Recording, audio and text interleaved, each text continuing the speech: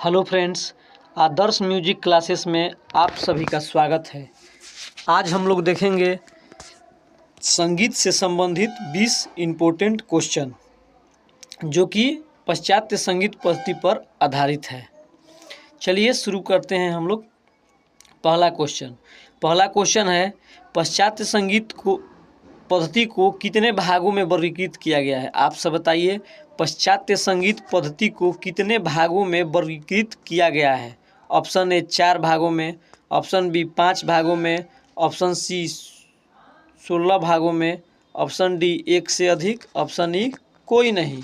तो पाश्चात्य संगीत पद्धति को आप सब जानते होंगे कि 4 भागों में वर्गीकृत किया गया है। कौन कौन है? पहला है आपका सोल्फा पद्धति, दूसरा है आपका न्यूम्स, तीसरा है आपका च्यू और चौथा है आपका स्टाप स्वरलिपि पद्धति।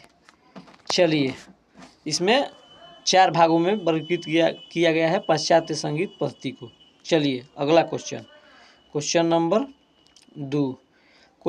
2 है कि सोल्फा स्वरलिपि पद्धति का प्रचलन किस काल में था? आप सब बताइए कि सोल्फा स्वरलिपि पद्धति का प्रचलन किस काल में था? ऑप्शन ए प्राचीन काल, ऑप्शन बी मध्यकाल, ऑप्शन सी आधुनिक काल, ऑप्शन डी 1 से अधिक, ऑप्शन ई कोई नहीं। तो सोल्फा स्वरलिपि पद्धति का प्रचलन किस काल में था? तो वो प्राचीन काल में था। Option A right answer. चलिए अगला क्वेश्चन नंबर 3 है कि डो रे मी फा सोल ला सी किस पद्धति में स्वरों को इस प्रकार लिखा जाता है? आप सब बताइए, ये जो स्वर समूह है किस पद्धति में इस प्रकार स्वरों को लिखा जाता है? ऑप्शन ए सोल्फा पद्धति, ऑप्शन बी स्टाप पद्धति, ऑप्शन सी च्यू पद्धति, ऑप्शन डी 1 से अधिक, ऑप्शन ई कोई नहीं। तो आप सब जानते होंगे कि इसको सोल्फा पद्धति में लिखा जाता है। ऑप्शन ए राइट आंसर। चलिए अगला क्वेश्चन नंबर 4 है कि न्यूम्स पद्धति किस शताब्दी में प्रारंभ हुई?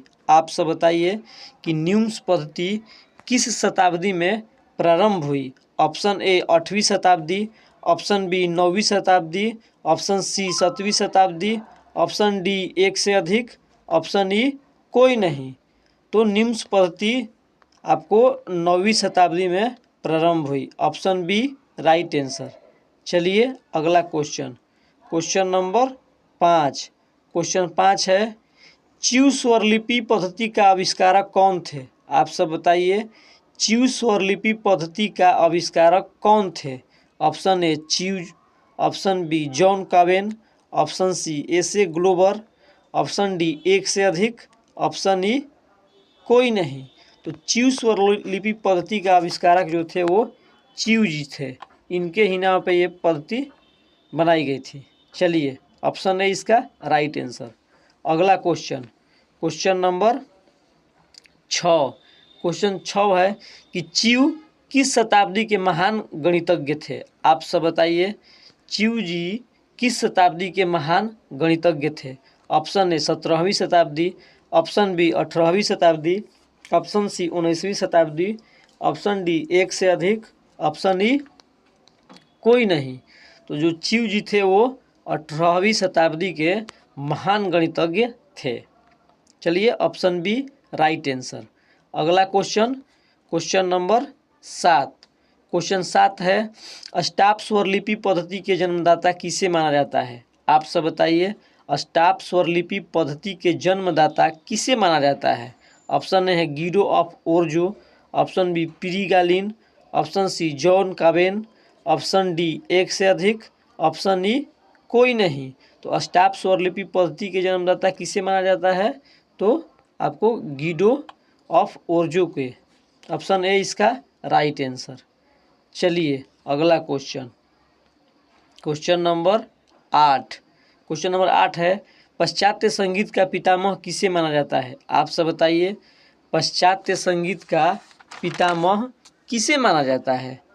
Option A Guido of Arezzo, option B Pierre Galin, option C John Curwen, option D एक से अधिक, ऑप्शन ई कोई नहीं। तो पाश्चात्य संगीत के पितामह आपको गिडो ऑफ ओर्जो को माना जाता है। ऑप्शन है इसका राइट आंसर। चलिए अगला question, question number 9। Question number 9 है अष्टाप स्वरलिपि पद्धति को और किस नाम से जाना जाता है? आप सब बताइए, अष्टाप स्वरलिपि पद्धति को और किस नाम से जाना जाता है? ऑप्शन ए चित्रांकन पद्धति, ऑप्शन बी सोल्फा पद्धति, ऑप्शन सी निम्स पद्धति, ऑप्शन डी एक से अधिक, ऑप्शन ई कोई नहीं।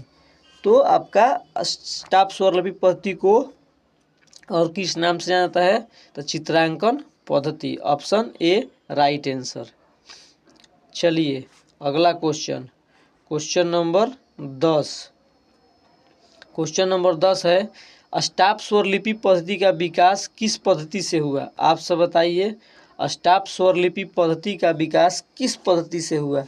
ऑप्शन ए चित्रांकन पद्धति, ऑप्शन बी सोल्फा पद्धति, ऑप्शन सी निम्स पद्धति, ऑप्शन डी एक से अधिक, ऑप्शन ई कोई नहीं। तो अष्टाप स्वरलिपि पद्धति का आविष्कार जो हुआ, विकास, वो हो गया निम्स पद्धति, ऑप्शन सी राइट आंसर। चलिए अगला क्वेश्चन, क्वेश्चन नंबर 11। क्वेश्चन 11 है पाश्चात्य संगीत में कितनी रेखाओं का प्रयोग किया जाता है? आप सब बताइए, पाश्चात्य संगीत में कितनी रेखाओं का प्रयोग किया जाता है? Option A 11, option B 12, option C 13, option D एक से अधिक, ऑप्शन ई कोई नहीं।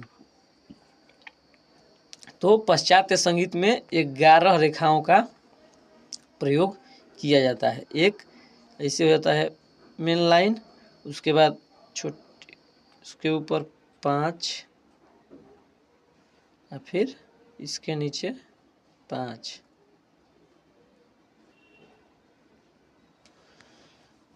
इसको हम लोग लेजर लाइन कहते हैं, लेजर लाइन। चलिए ऑप्शन ए 11 रेखा। अगला क्वेश्चन, क्वेश्चन नंबर 12। 11 लाइनों को क्या कहते हैं? आप सब बताइए, 11 लाइनों को क्या कहते हैं? Grand staff, B ledger line, C treble clef, D एक से अधिक, ई कोई नहीं। तो 11 लाइनों को हम लोग ग्रैंड स्टाफ कहते हैं। चलिए ऑप्शन है इसका राइट आंसर। अगला question, question number 12। Question number 13। Question number 13 है 11 लाइनों के बीच के लाइन को क्या कहते हैं? आप सब बताइए, 11 लाइनों के बीच के लाइन को क्या कहते हैं? Option A grand staff, option B ledger line, option C treble clef, option D एक से अधिक, ऑप्शन ई कोई नहीं। तो 11 लाइनों के बीच के लाइन को हम लोग लेजर लाइन कहते हैं, ऑप्शन बी राइट आंसर। चलिए अगला क्वेश्चन, क्वेश्चन नंबर 14। क्वेश्चन 14 है लेजर लाइन पर कौन स्वर होता है? आप सब बताइए कि लेजर लाइन पर कौन स्वर होता है? ऑप्शन ए मध्य सा, ऑप्शन बी तारसा, ऑप्शन सी मध्यम, ऑप्शन डी एक से अधिक, ऑप्शन ई कोई नहीं। तो लेजर लाइन पर कौन सा स्वर होता है? तो लेजर लाइन पर मध्य सा होता है, option A right answer.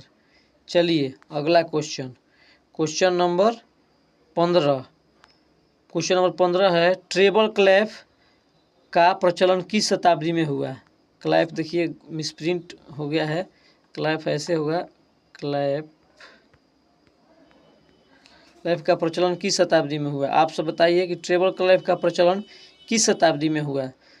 Option A 16वीं शताब्दी, ऑप्शन बी 17वीं शताब्दी, ऑप्शन डी 18वीं शताब्दी, ऑप्शन ई डी एक से अधिक, ऑप्शन ई कोई नहीं। तो ट्रेबल क्लैफ का जो प्रचलन किस शताब्दी में हुआ? तो ट्रेबल क्लैफ का प्रचलन आपका हो जाएगा 16वीं शताब्दी, ऑप्शन ए राइट आंसर। चलिए अगला क्वेश्चन, क्वेश्चन नंबर आपका आ जाएगा 16। क्वेश्चन नंबर 16 है, ट्रेबल क्लैप किस स्वर के लिए होता है? आप सब बताइए, ट्रेबल क्लैप किस स्वर के लिए होता है? ऊंचे स्वर, नीचे स्वर, बीच का स्वर, एक से अधिक, कोई नहीं। तो ट्रेबल क्लैप जो है वो आपका होता है उच्च स्वर के लिए। Option A right answer. चलिए अगला क्वेश्चन है कि बास क्लैप किस स्वर के लिए होता है? बास क्लैप किस, ऑप्शन ए उच्च स्वर, ऑप्शन बी नीचे का स्वर, ऑप्शन सी बीच का स्वर, ऑप्शन डी एक से अधिक, ऑप्शन ई कोई नहीं। तो बास क्लैप जो है किस स्वर के लिए होता है? तो वो हो जाता है आपका नीचे का स्वर। Option B right answer.